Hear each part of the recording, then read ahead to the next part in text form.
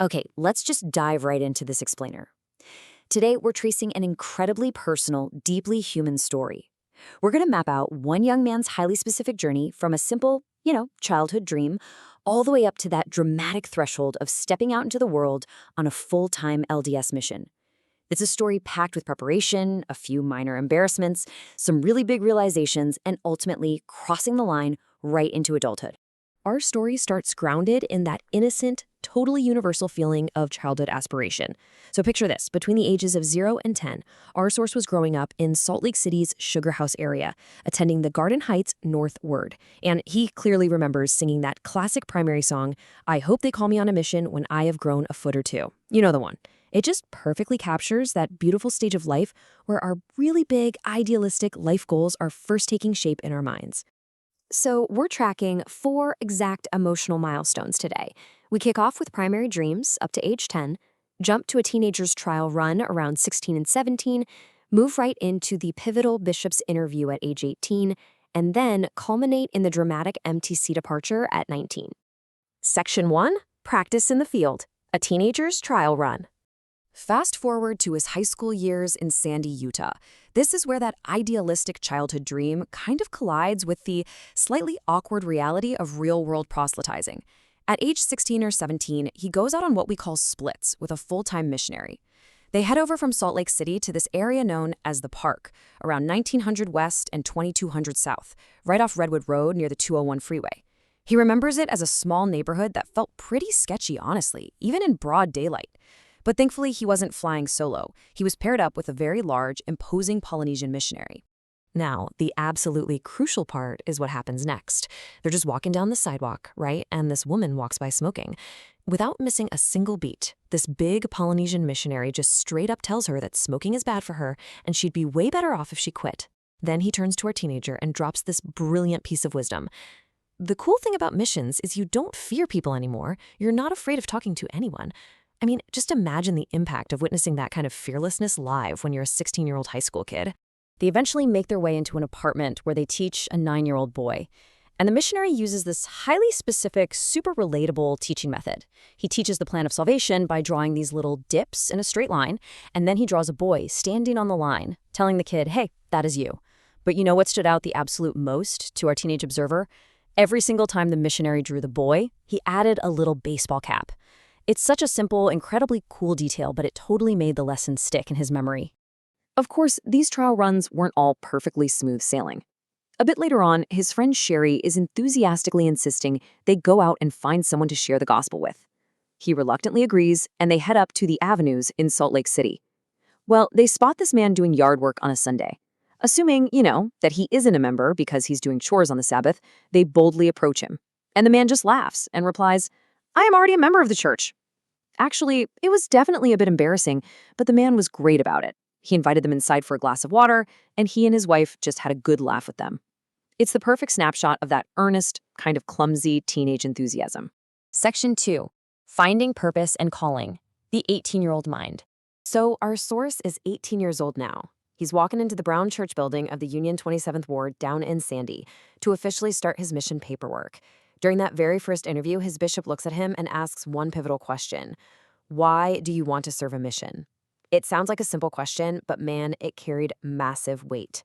It totally forced this young man to pause the momentum of everything he'd been working towards since primary and seriously examine his true underlying motivations.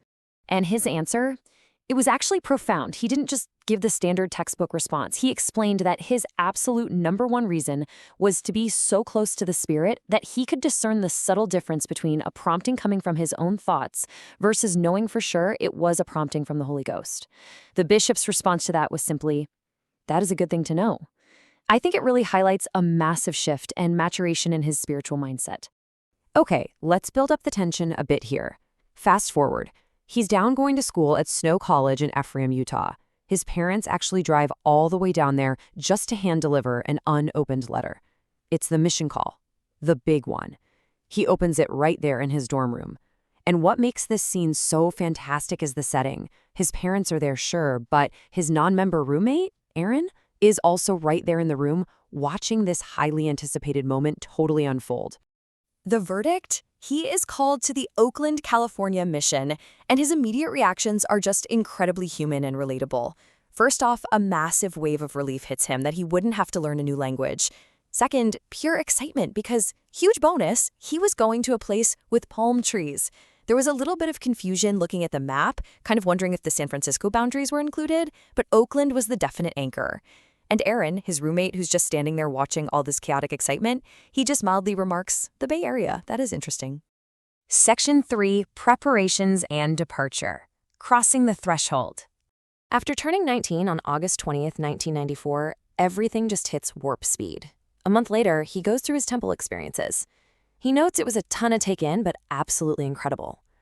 First, he receives his live endowments at the historic Salt Lake Temple. But what's really fascinating here is that soon after, his parents take him over to the Jordan River Temple to do a non-live endowment session.